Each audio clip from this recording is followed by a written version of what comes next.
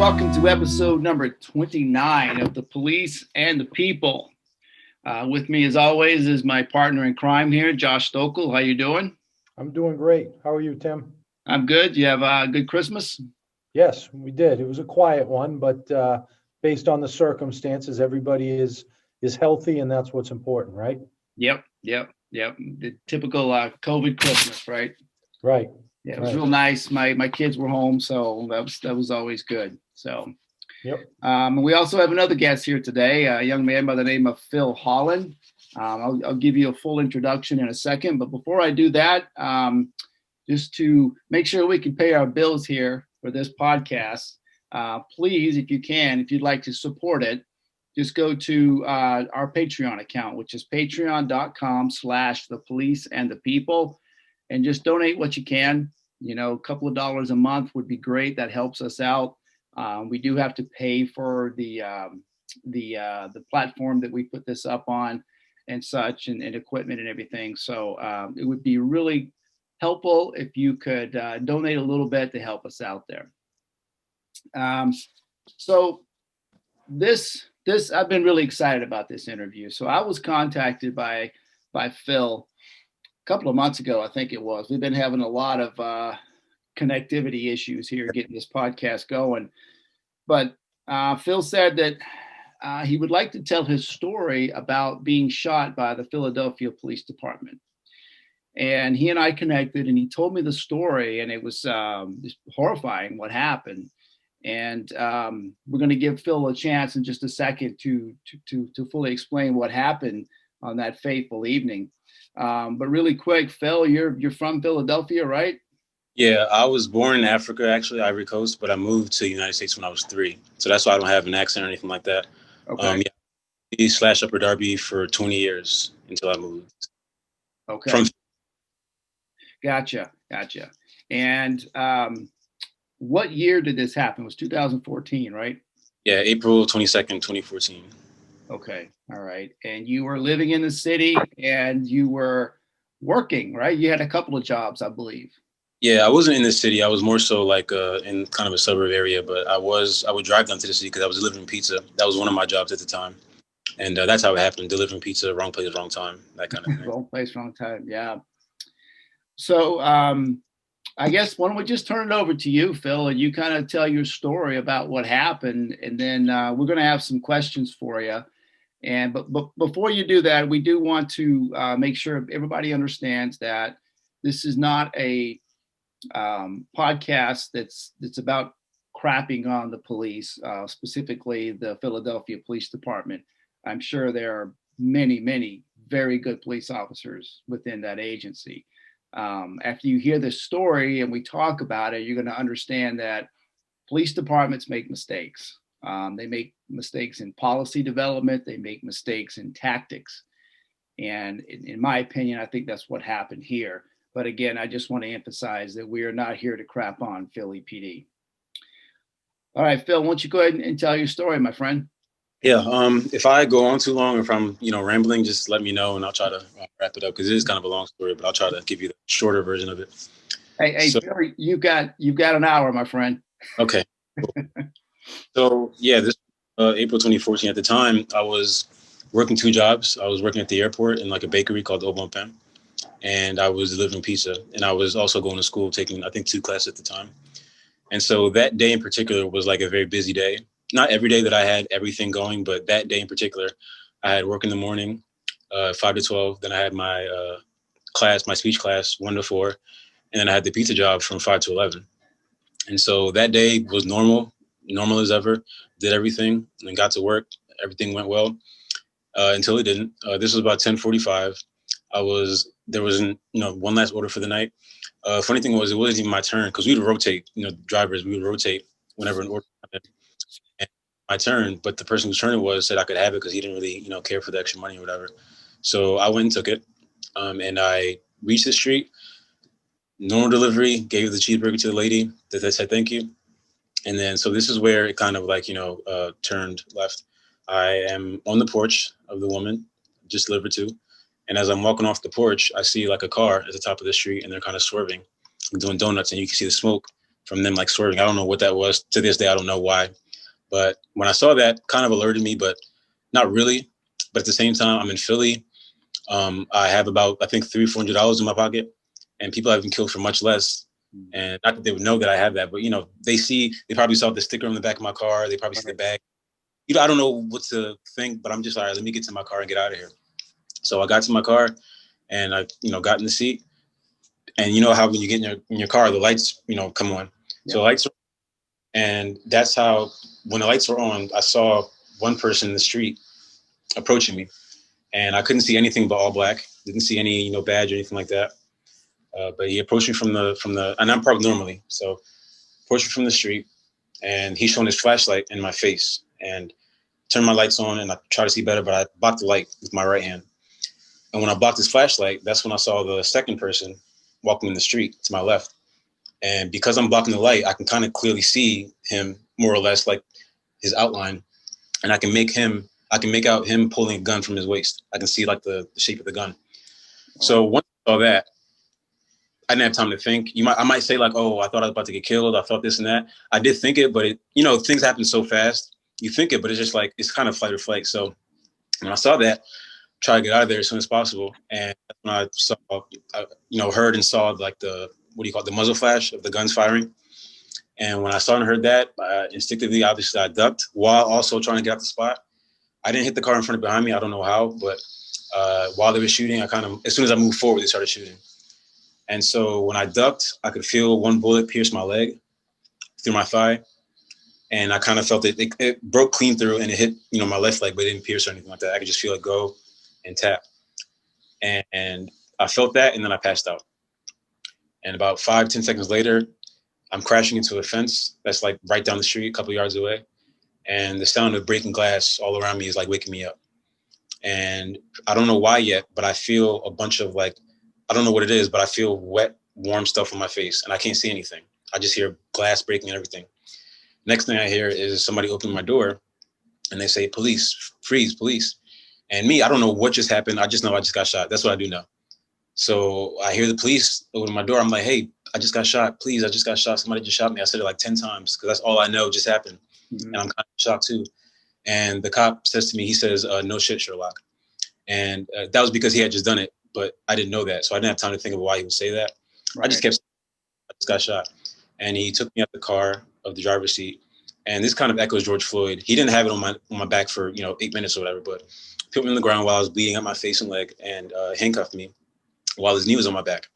And then he put me on the floor of the cop car, and they're the ones that took me to the hospital after they shot me. And so that was how the incident itself happened that night, the shooting. And so I woke up in the hospital, in the ER. I could feel, what woke me up was like the feeling of them not pulling, but like ripping. They cut your pants off because they don't have time to unbutton it or whatever. So I could feel them cutting it open. When I felt the gust of wind down there, I was like, I jumped up, and I can see, not up, but my eyes open. And I could see doctors running back and forth. And one doctor sees me wake up, and he started asking me, "Hey, are you okay?" Here I go again. I just got shot. I just got shot. He's like, "I know, you're going to be okay. Do you know your name? Do you know the year? Do you know the president?"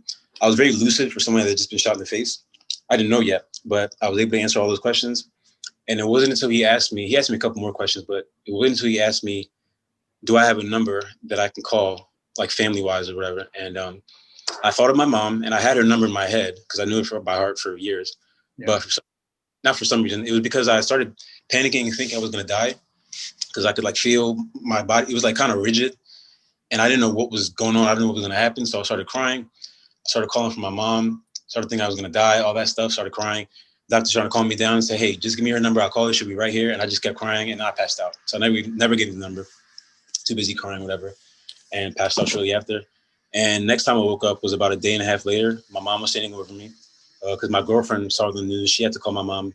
My mom lived in New Jersey at the time. So she had to drive 2.5 hours from Jersey to Philly, not knowing whether I was alive or dead or not.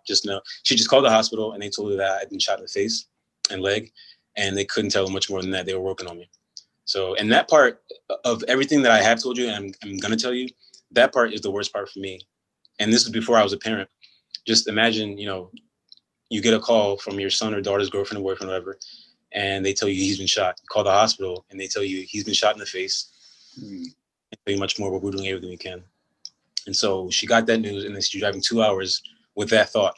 So thinking about that just breaks my heart every time. But so I woke up with her next to me, standing over me. She was crying, and she was the one that caught me up to what happened. When I woke up, well, first let me backtrack. When I first woke up, but I couldn't see because my face was wrapped up because they had just worked on me and everything, and they needed the swelling to go down. And so my mom walked in, my face was wrapped up like a mummy. She didn't know what I was going to look like. But eventually they took it off.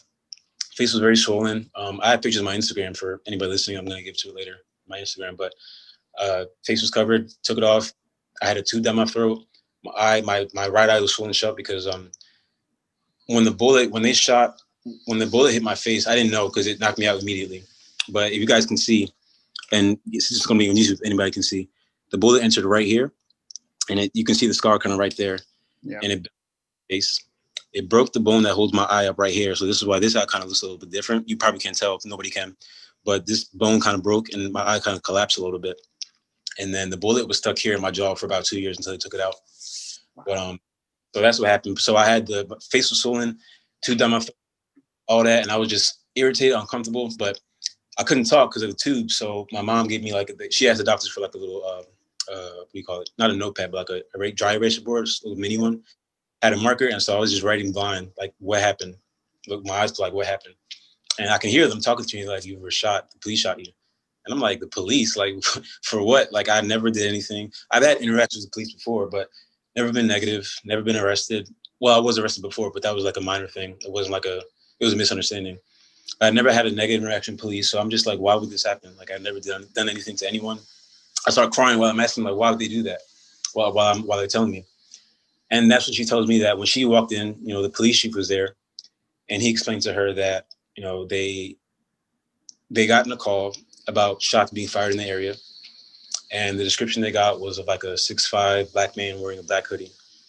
And I was wearing a black hoodie at the time. And obviously I'm black, but I'm 5'5". I'm not 6'5". I don't know if I look tall right now, but I'm not. So, I mean, I'm not going to say they, saw me and charged at me, but that's more or less what happened. They saw somebody in the area. And the thing was, it wasn't the block that I was on. The call that they got from was like 2 blocks away. So they weren't anywhere close from where they were supposed to be at. But they saw me. I don't know if you asked them what they would say, but I never heard them say I was suspicious, nothing like that. I just got in my car and drove. And once I saw them.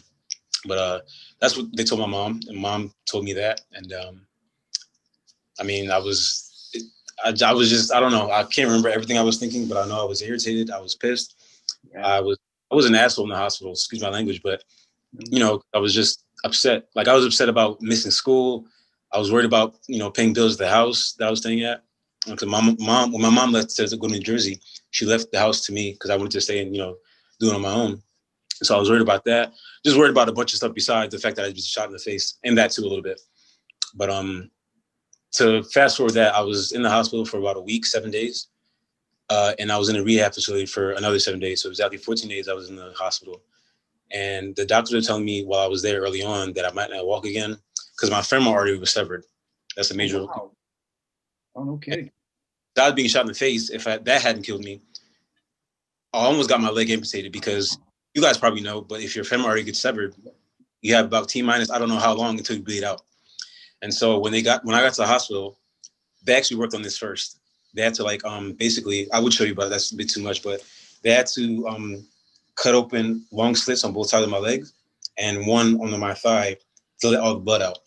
Because when the bullet, it made 2 holes because it entered and exited, but the were big enough for the blood to come out. And so my leg was swelling up. So they had to basically cut it open and let all the blood out before it, swelled to the point where they had to cut it off. And luckily that worked out for them, for me.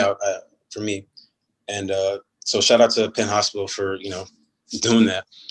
And like I said, they also fixed my face. I don't know how it looked, but they described it to me. They said that besides nothing but blood on my face was flat. My eye was way lower than what it is now. I don't know what it looked like, but, they described it to me and it was crazy, but they were able to get me back relatively to normal. So, like I said, shout out to them. And I recovered very fast to the point where my lawyer told me I had to kind of don't tell the doctors you're walking again. Cause I was in the hospital room, and when my mom would leave the room and I was by myself, I would kind of just like get off the bed and see how I could, what I could do. And about 3 days after I was shot, after I got the, leg thing worked out, I was actually like walking on my own a little bit. And the doctors didn't know that. And so when they kind of had me learning how to walk again, I surprised them because I was just walking normally. Not normally, but like way better than they thought I would. Yeah. So I left. I was in the hospital for 2 weeks. And while I was in the hospital, I looked up my name because my friends came down to the hospital to see me. And they told me that they saw me in the news and they had seen some things that didn't seem right. And I didn't know what they meant by that. But when I Googled my name, I saw that the cops were saying that, they had their badges out, which they didn't. And they said that I ran away from them and I tried to run them over, which wasn't the case. And there was eyewitness that saw the whole thing happen. She said that they didn't have the badges out. Nothing was said. But after the shooting, they saw the shooting after everything happened. After police came, that's when they had their badges out. And they tried to approach them to give their statement and they were shot away. So it was kind of like and again, I'm not police, but just matter of fact, they kind of tried to cover it up a little bit. So I know if I'd have died, nothing would have happened. Would have been another, George Floyd or, whatever name you want to put out there. But I didn't. And so this brings me to now, 6 years later. Well, for the past 6 years, I've been watching it happen again and again, different ways. Because mine happened in April 2014. And as far as like the recent strings of, African Americans getting killed, it started with Eric Garner in June and July of 2014. And then Mike Brown, and then Tamir Rice, and then, it goes on and on. And so when mine happened, we weren't really thinking of it as, any police brutality thing. It was just, to us, just two cops made a stupid mistake. And not that that's not what it is, but after seeing it in the news and after my deposition, which I don't know if I have time to tell you that, but I saw that they didn't really feel remorseful about what they did. I never got an apology from them. I never got a call or anything like that. So that kind of changed my mindset on what happened to me. And then also, like I said, seeing it happen to other people in different ways, whether it was shooting or knee on the back or, whatever. Seeing that over and over, like I didn't want to tell my story because I was just, I was scared of not retaliation, but I was just thinking like, what if they come back to get me to finish the job or whatever? Like I was just thinking crazy things. And for the first year and a half, I was scared to go out at night. I could not sit in a car. Like, the position I was in when I got shot, I couldn't sit in a car at night because I was always turning my head, trying to see who was there or whatever. So I was always at home at night. Took a while to get out of that. I've had seizures because the bullet hit the front of my brain when it, hit my face and it cracked my skull and there's bullet fragments in my brain. And so I've had 5 seizures since 2014, but the last one was April 2018. So it's going to be 3 years in April that I've had one. So that's good. But, I mean, I have a lot more, but do you have any questions, I can answer now because I don't a lot of different things that, I could tell you now, but I'll just leave it to you to ask questions or whatever. Okay. All right. So you said this happened at 10:45 p.m. Yeah, it was about, I left the shop at about 10:40. I think it happened maybe 10:50, 11, something like that p.m. Yeah. Okay. And how old were you at the time? I was 20. 20. Okay. All right. And were you in Philadelphia proper, or were you actually in a suburb of it? Yeah, the pizza shop was in Upper Darby, but the place I delivered to was in Philadelphia. Okay. All right. Deliver the pizza. Gotcha. So you were probably familiar with, as you said, that robberies do happen, in particular delivery people, because they know they have cash, right? Yeah, in the news, and even regardless of whether you're a delivery driver or not, people get robbed all the time. So I was just always on my toes, not paranoid, just just always like that. Yeah, being careful. Got your head on a swivel, right? Yeah. All right. So the article I read said that you had 2 jobs at the time to put yourself through school. Did you ever finish school? That's still ongoing. I don't want to blame it all on the accident because there are many other factors that went into, why I haven't finished school yet. For my daughter, for example. Yeah. But I actually wanted to be a sports journalist before the whole accident. I wanted to be on, to be paid to talk about sports was like, a dream to me, because I'm just like, I watch it all the time anyway. So if I just get paid to talk about it, it'd be crazy. Yeah. And I don't know if you guys know who Stephen A. Smith is, but Yep. that talk and be on sports and all that. And so when my accident happened, it was partly the fact that I didn't like the way I looked anymore of my face, but it was mostly just the nature of how it happened. Just having a near-death experience just kind of changes the way you look at things, look at life, obviously. And so I started thinking like, okay, even before I started seeing other people get killed, similar to how I was almost killed, it just kind of changed how I thought about life and what I wanted to do. And so I started thinking like, do I want to sit here and talk about sport? Not that it's a bad thing or it's a waste of time, because obviously somebody has to do it. I need it, so somebody has to do it. But for me, I just thought, do I want to do that, or do I want to do something more important or more meaningful, considering what I just been through? Like, I don't feel like I survived that for no reason. The way it happened and how close I was to dying, both top of my leg or my face, I just feel like, and I still haven't figured that out, unfortunately, but I just felt like I should be doing something way more important than just sports journalism.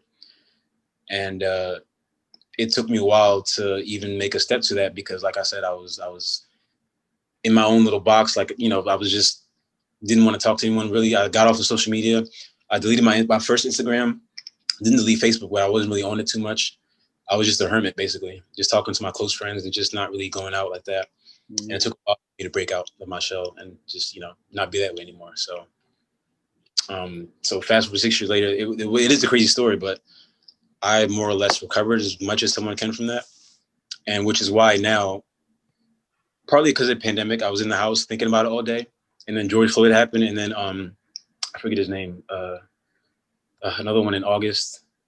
But then Walter Wallace in October, and then another one recently in Ohio this month. And so combination of all those things, but I was just like, you know what? I feel, and I've been feeling this way for years now, about 3-4 years. I felt ashamed that I went through this and I'm not at least trying to do my part in some way or share my story to try to bring awareness to it. Or who knows, like maybe if I had shared my story back when it happened, or if I had, let it go public more so, maybe, I'm not saying I would have saved a bunch of lives, but who knows, maybe one person wouldn't have got shot the way they did. You never know. So yeah. I feel like, it's never too late, which is why I started talking about it, sharing my story with different podcasts. You're seeing, it's not just about, trying to save lives or trying to bring awareness to it. It's also to educate people who seem to think that, if you get shot by cops, you must have been doing something, or you must have been doing a crime, or you must have been not listening or whatever. And it's like, cops do make mistakes. It's not like they're all, I don't know the word, like all knowing, or, they make mistakes too, just like people make mistakes. It's just that, yeah. My opinion, not my opinion, many people's opinion, I feel like police should be more careful with how they operate, especially now, because it's, it's a thing now. It's been a thing, but it's, publicly known now. I just feel like it's very, I'm trying to choose my words carefully. It's just, I just feel like the way police operate, it's become, obviously it's become a bit of a problem. And this isn't all cops, obviously. Like, I'd never say all cops are bad, because that's like saying all Black people are bad, or all, not true. Everybody is their own person. There are bad cops, corrupt cops, and there are great cops. I've met great cops. Like I said, before and after I got shot. Actually, the shooting was the only negative experience I had with a cop ever, 2 cops ever. Before and after, whether I get pulled over or whatever, it was always a nice cop. So people ask me, are you scared of cops now? I was scared of being out at night, but even right after the accident, if I would drive by a cop or walk by one, I never was afraid. And it's not to say, I don't know why, it just was, I never was afraid of the police. But at the same time, I realized that I don't know what needs to be done exactly, but I realized that some changes need to be made as far as, I don't know if it's the training, police training. I don't know if it's just how some, people are, as far as how they feel like what being a police officer means. Like, some people feel like, you have that power, so, I'm going to use it. Like, I know some people that have become cops that, not know personally, but like people that were bullied in school become cops, and then they feel that power, and then they tend to lash out with it. Not all cops, just some. Or other cops, like just generally just, hard like that, just have that power and they just abuse it. I don't know if I'm making sense, but it's just, I don't know. I don't have the answers, but people ask me all the time, what do you think should be done? I don't know. I don't know anything. Like, I don't know a damn thing about anything. I'm young. I'm still figuring things out myself. So as far as, abolishing police and all that, abolishing or defunding the police, I don't even want to comment on that yet because I'm still reading on that or reading articles and looking up on that. But I just know something has to be done. And, I feel like I'm a cautionary tale. I'm more than that, I feel like, but I know for sure that, my story is an example of what's been going on. And if I'd have died, nobody would know the story. I would just be a guy that got shot that must have been doing something. Because every time. We got a lot to unpack there, Phil. Okay. But you had something, Josh? I just wanted to ask a question, Phil. You had mentioned, kind of some of the struggles after this incident. We've talked a lot on this podcast of the need for mental health and to break that stigma that some people can have or some people are worried about. How were you able to kind of work through that? As far as the mental health aspect? Yeah, it seems that a lot of people, especially men, are reluctant to reach out for help when they're struggling. And we've talked on this podcast of the need to break that stigma, that it's okay to ask for help when you've been through any type of traumatic experience. I'm just wondering how you were able to work through that, or are you still working through that? Do you have any advice for our listeners? Yeah, I'm not 100% yet, but me personally, I've never been somebody that said therapy sucks or therapy is not, it's not. I always thought therapy, some people need it. Me, I needed it, but at the time I did not want to go because I felt like the nature of what I went through, nobody's really going to understand, even my family, but them, I can talk to them and they know me, they know what happened. Not that I can't tell somebody what happened, but I just felt like therapy wasn't going to do anything for me. And I was wrong because I felt like I felt like I could just handle it. And it's not that I didn't. It's just I didn't realize going to therapy is more than just sitting there and talking to somebody. You tell them what happened and then they give you some type of, verse or some type of thing that they tell everybody. That's what I thought it was. And it's more than that. Like when you go to therapy, you might think you don't need it, but just go. The first 2 times I went, it didn't go well because I didn't want to be there. But when I went and I wanted to be there and I wanted to make it work, I talked about it. And the therapist I had, she was like, she actually was less of a drone because the first 2 I had were like kind of robotic. It didn't seem like, responsive, but she actually made me talk about it. And I said some things I didn't realize about myself or about how I felt about it. I crying is therapeutic. I cried in therapies many times. I told her what I was scared of. Because I'm afraid that, because of the seizures, I might die early. That's something that I still think about to this day. And so I never even said that out loud until I was in therapy. So long story short, therapy, like I said, it might seem like it's stupid or useless, but it's really not. As long as you get the right one, and there's a lot of good ones out there, it's very, very useful. More than you might. What my advice. I agree totally. So a couple of things I want to unpack is you talked about a lot there. You talked about your particular incident, and you also talked about other incidents like Eric Gardner, Michael Brown, all that. So there's a lot to it. We can't just say it's one definitive thing. It's a lack of training, or it's this, or it's that. Yeah, I don't know what it is, so I can't really. Yeah, it's usually a combination of things. All right. But one thing I want to talk about with your particular incident is police departments are guided by policy, right, Josh? There's a policy. There's a policy for everything. The policy books are, well, now they're more digital, but back when they had books, they would be this thick, and it wasn't always easy for an officer to memorize every policy in there, but there were certain ones you really certainly had to know, and it was ones that deal with use of force situations like this, right? So typically, as I understand it, these officers were part of a not an undercover, but a what would you call it? They were wearing plain clothes, right? Yeah. All I know is they were plainclothes officers. They had hoodies, Yeah. so they didn't look like police officers. Yeah, some departments do that. I know New York City just shut down their plainclothes I units. heard. Yeah. Boston PD. I've worked with some of their guys that do that.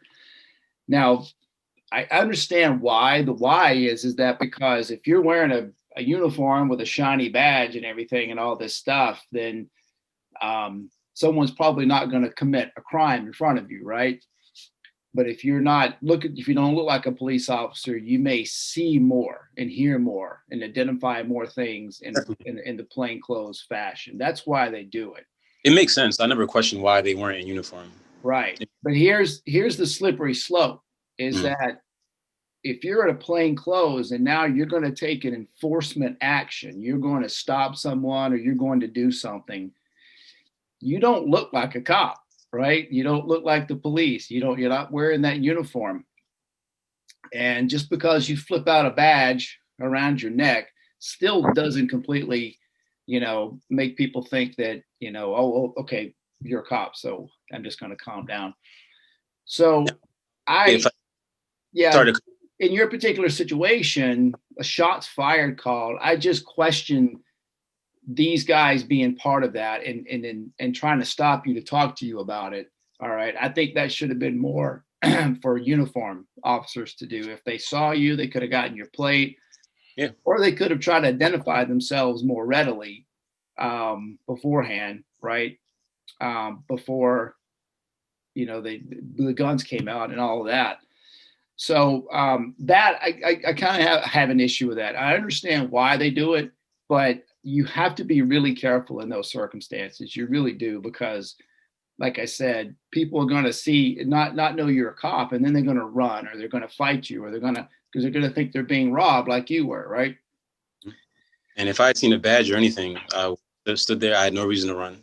I thought I was about to get shot, which I did, but no reason to run. Right. You thought you were being robbed. And I completely understand. It's 10:45 at night.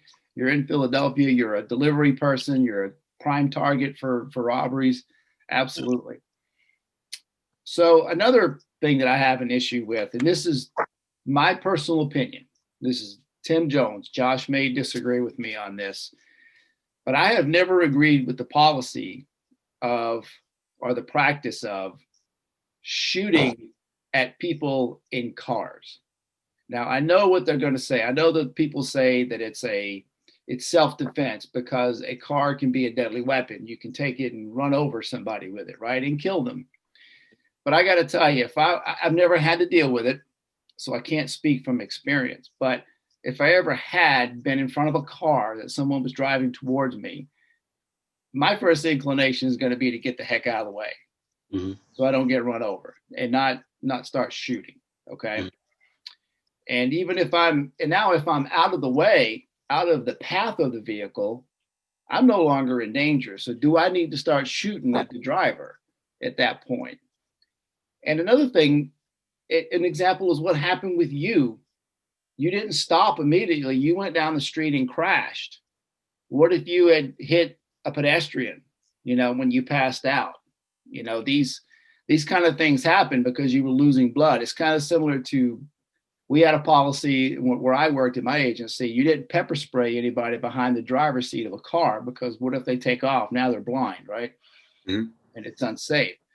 So I really question this whole tactic of shooting at people in their vehicles. Even if they're bad people, and that like they're wanted for homicide, because again, if you shoot them and they go down the road and they bleed out and pass out and cause an accident, you own it. Exactly. That's on you. So Josh, do you agree with that or disagree? Well, I think it's dangerous to put a broad-based, never do this or never do that when you're talking about use of force situations, because like you said, you've never been in that situation. But I think that there are a number of challenges, so to speak, or there are a number of factors that need to be considered when firing into a vehicle, because you don't know potentially who else is in a vehicle. As you said, a moving vehicle, a moving target becomes very, very difficult and dangerous. You have to consider the, the surroundings when you're in a very compacted area like a city. And so I think there are a number of factors that have to be considered. And in Phil's case, here's an example of shots fired into a vehicle, and the vehicle that goes down the street and crashes. And as you said, Tim, you have to consider, it's very difficult, but you have to consider all of those things that can happen, 1, 2, 3 steps down the road, no pun intended, after if there's an exchange of gunfire or a volley of gunfire. I know this was not an exchange.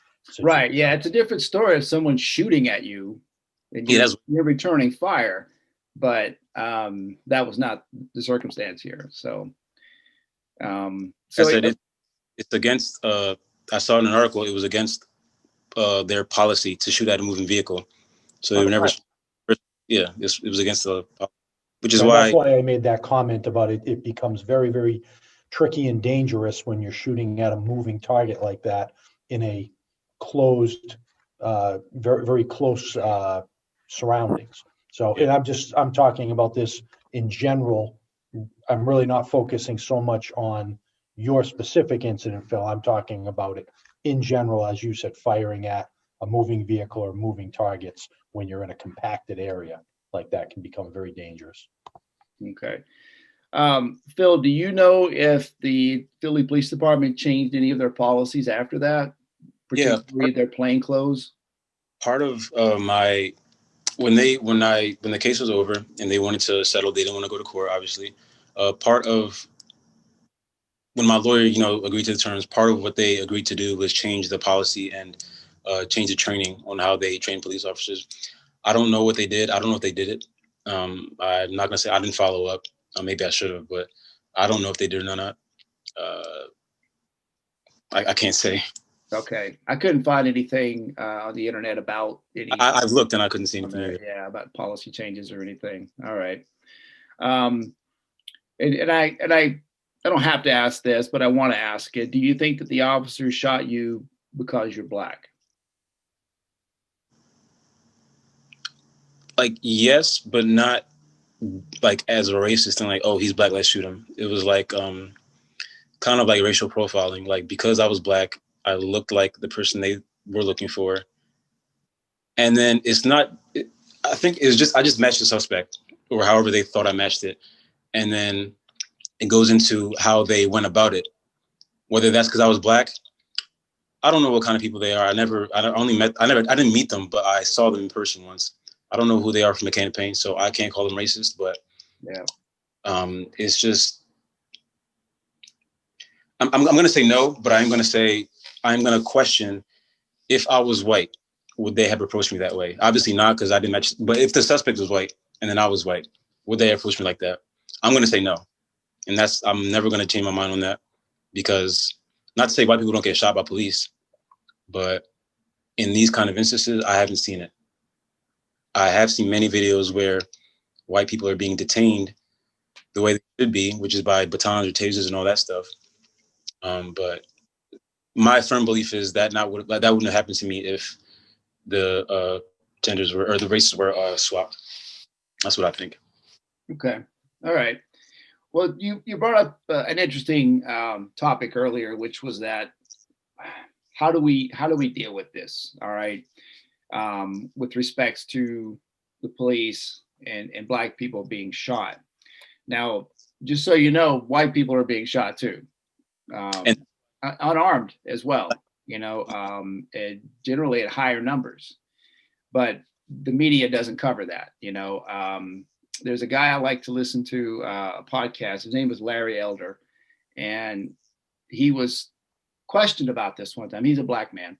He was questioned about this, and he started naming off these names, and he said, do you know who this is? Do you know who this is? Do you know who this is? And he named 5 or 6 names, and the guy interviewing him said, no, I don't. He says, well, these were white people that were unarmed and shot by the police, because the media don't cover it.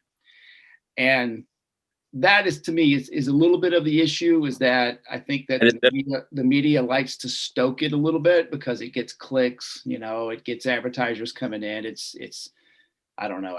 It's just part of their game, right?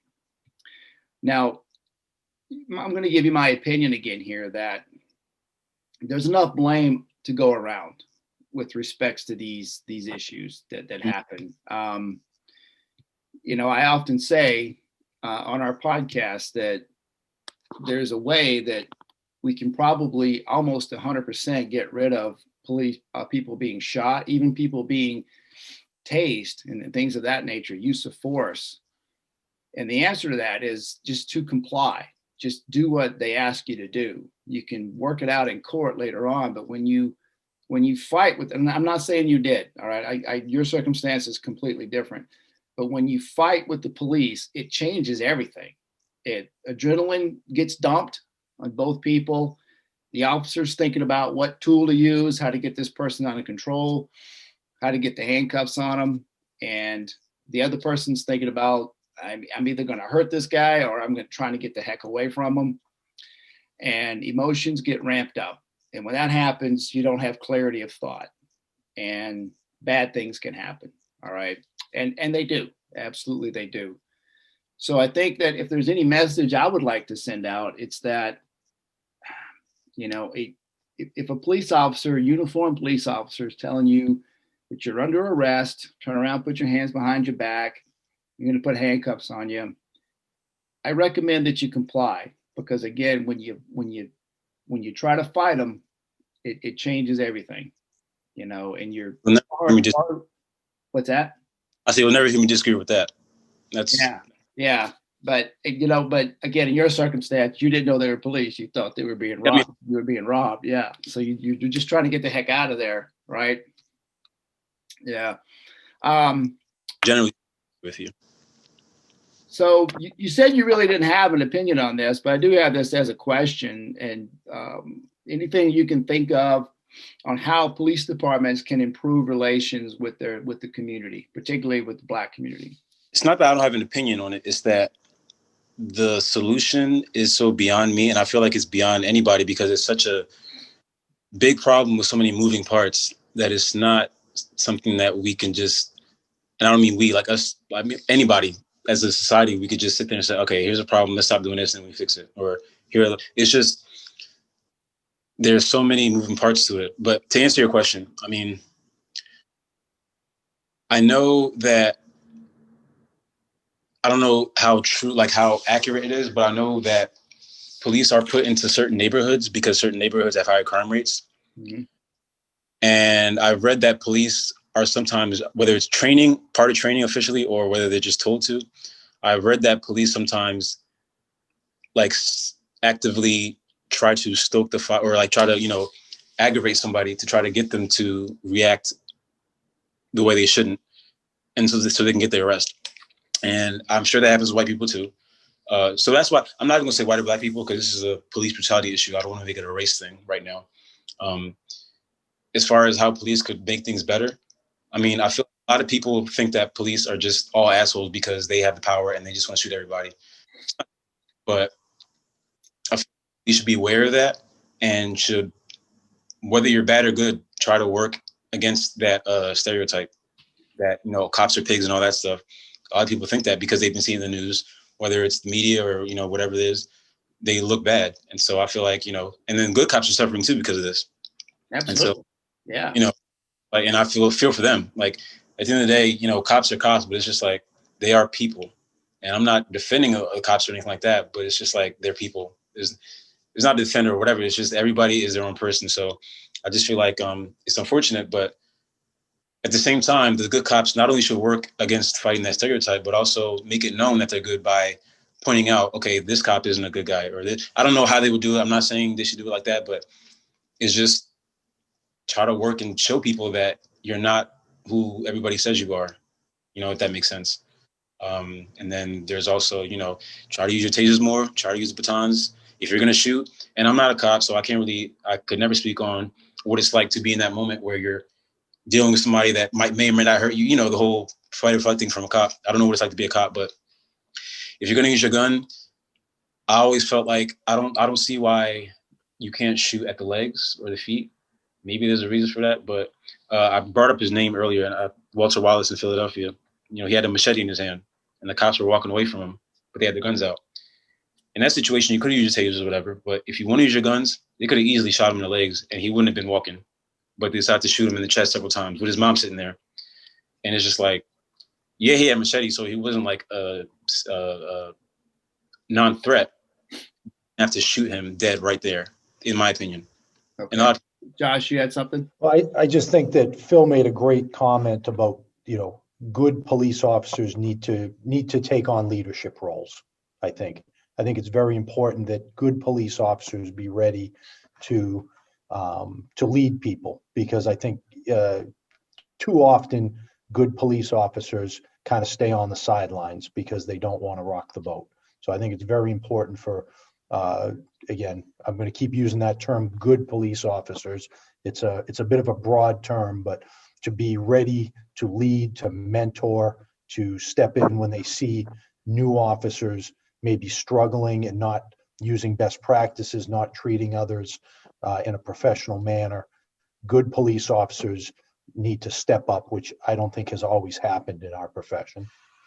And it's unfortunate because I've read that, they don't want to do it because the police is like a fraternity. And so if you come out and say, oh, he did this or he's a bad cop, they're going to turn on you. You might get fired, or God knows, maybe worse. I don't know. I know that's part of the And that's what I mean by leadership. It can, and it may not be a use of force. It can just be the way that young officers speak and communicate in communities. It can be really anything in the profession, but good police officers need to be ready to say, that's not the way we do this. Yeah. You're not doing your best work here, and let me show you how to be a professional. So I think we need more good police. We have them. They just need to take a more active role in the leadership within their organizations. I'm going to steal that answer for a future podcast, if you don't mind. That was a good one. Say that again. I said I'm going to go ahead and steal that answer for future podcasts. Sure, not a problem. No, because I think it's true.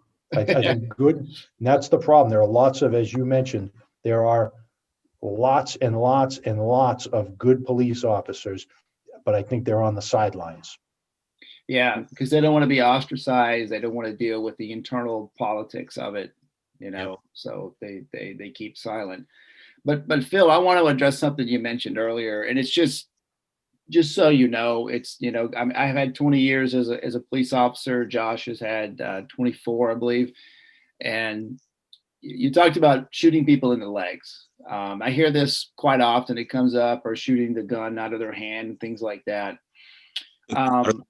It's not practical. And the reason is a couple of things. One, police officers receive training in shooting, but nowhere near as much as they should. Okay. So most police officers are average shooters at best. And that's under controlled conditions. In other words, they're at a range, they're shooting paper targets. There's not someone coming at them with a machete, right? Mm-hmm. And so when you add in that element of adrenaline, fine motor skills start to go away, right? So the way police are trained is to shoot center mass at the biggest part of the body because it's the biggest target. And that's when they go to the range, you'll see there's a silhouette of a person. You'll see the rounds are all here, right? Mm-hmm. They're not trained to shoot in the head. Sometimes they do, like SWAT guys and things like that in hostage situations, but police are taught to shoot center mass. And that's exactly what those officers did in that situation. And a machete equals deadly force. I'm sorry, but tasers don't always work.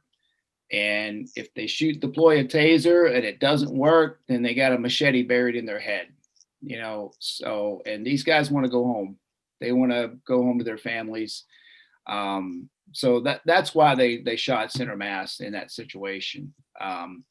I know it's sad, it's horrifying, especially, the guy's mother was there. But we got to put some agency, some blame on the guy too. who was charging them with a machete. That's why I say his hand, which is why it happened. So it's not. Let's not act like he didn't do anything, like me or Philando Castile or something like that. I'm not saying he was innocent, Right? And I'm about center mass, and that's why it goes into maybe there's change of training. I don't know if it's training, maybe there's change that because it's like in that situation, other situations no, but that situation because they had so much distance between them, and because he didn't have a gun, he had a machete. I mean, he could have threw it maybe, but I just feel like they had time to think about it, especially with his mom being behind him, holding him. They could have shot her too.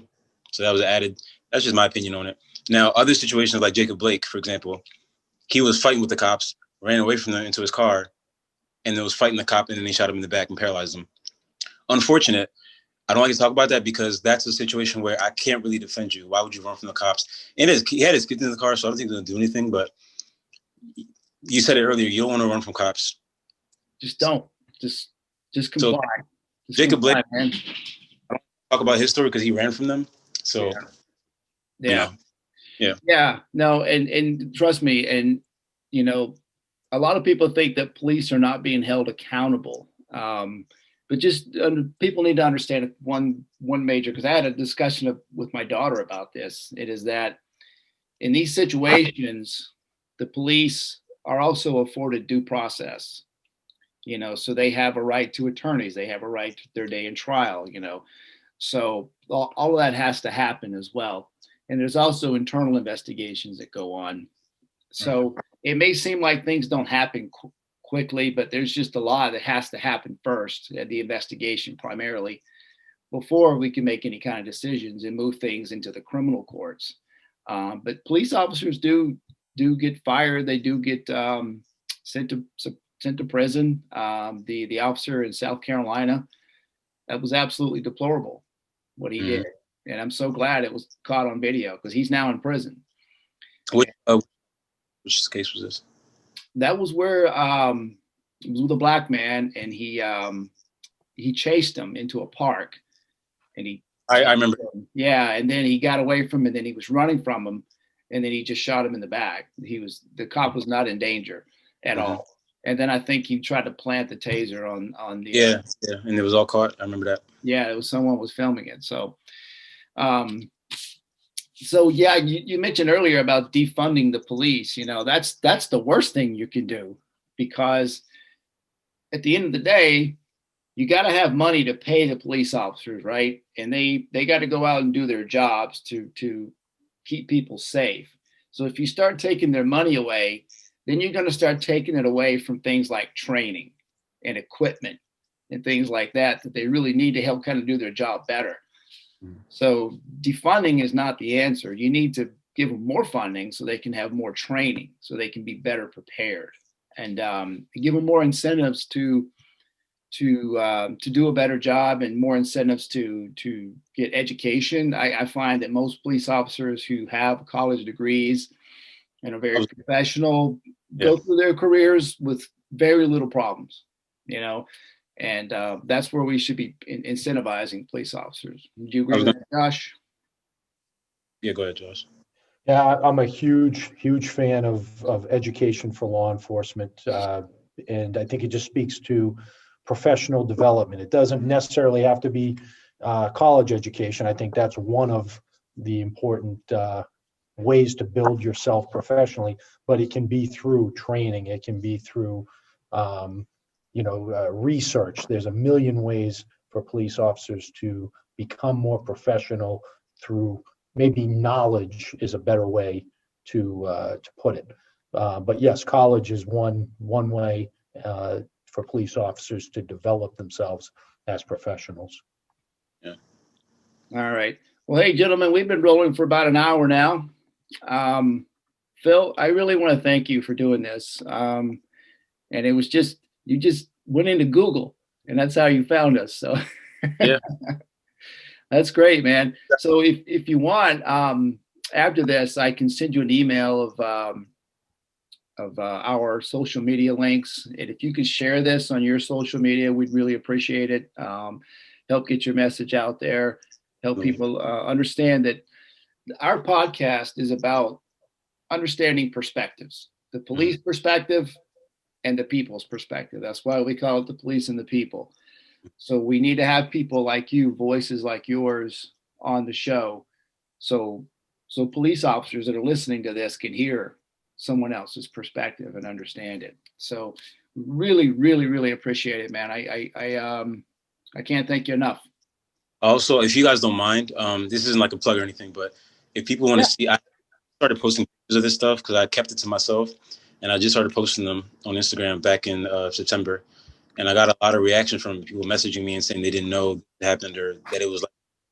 And so I was just gonna say, if anybody or you guys want to go see it, my Instagram is just my name with an underscore or 2 underscores, and just Phil Holland 2 underscores. I have pictures of not everything that happened, but just to put a picture to what I just said. I think it'll really, because people can hear it, but seeing it is different. So, so if anyone wants to go see that, you can go there on my page and see it. Just wanted to put that out there. All right. No problem, man. No problem. So that was on Instagram, and that's Phil Holland 2 underscores. Yeah. Okay. All right. So Josh, what does our company have coming up? Well, just first, thanks for coming on, Phil, and good luck and take care of yourself in the future. Appreciate it. As far as Granite State Police Career Counseling, we've got some great training coming up in 2021. We have conflict control. I believe that is on January 15th in New Hampshire, in Newington, New Hampshire. Very, very important class, especially with what we were discussing here today, how officers can better approach these situations and not let emotions take control and overwhelm them when they're on these types of calls for service. We also have an FTO school in Tilton. That school is full right now, but we do have a waiting list going, so people can certainly reach out to us and get put on the waiting list. And then we also have an FTO supervisor school in Nashua, New Hampshire. And again, that's at the end of January. Yeah, there's only 2 spots left in that. So if you are somebody that is interested, you're going to want to sign up sooner than later. Then we have leadership coming up in March. And again, that's in Tilton, New Hampshire. And that's a great class. Some of the things that we've discussed here about good cops stepping up and taking leadership roles. And we're constantly adding new classes to our schedule. COVID is certainly a factor here, but we are able to kind of keep trucking along even under these circumstances. Yeah. Don't forget, we still have our online platform. There's a new class that I'm going to be uploading to that one, which is called, basically it's how to succeed in law enforcement. And it's more internal. It's not like street survival stuff. It's more in dealing with internal politics and how to make your way through a career and feel good about it and be happy. So the podcast, please subscribe, whatever venue you like, whatever platform. I was looking at our statistics today. We seem to have more people on, it's not iTunes anymore. It's Apple Podcasts, I believe it is, on Apple Podcasts. But the others are pretty close as well. Whichever platform you like, please give us a listen. Please subscribe, and please give us 5 stars. We want to try to boost our numbers and get out there. Again, our message is police perspective and the people's perspective, and try to bring that together. You can follow us on Twitter, on Facebook, and Instagram. We also put out a monthly newsletter if anyone is interested. I was writing an article today for the January newsletter. It's about communication and leadership. And if you want to be part of that, all you have to do is go to our website, which is gs-pcc.com. Again, gs-pcc.com. And there will be a pop-up. All you have to do is put in your email address and you're there. And that's that. So Phil, anything you want to, any last words, any departing words you want to say? I don't want to go on too long, but just, I guess, for anybody listening, just realize that we have a long way to go. I mean, I could say a lot, but we have a long way to go, and just try to be part of the solution, or at the very least, don't be part of the problem. Bingo. Well said. I'll just leave it at that. Well said. Thank you guys. All right. Thank you, Phil. And thank you, Josh. And thank you, everyone, for listening. And Phil, if you could just hang on after I stop the recording. And just a few things I want to say to you. So everyone else, be safe out there, and we'll talk to you next time. Take care. Take care.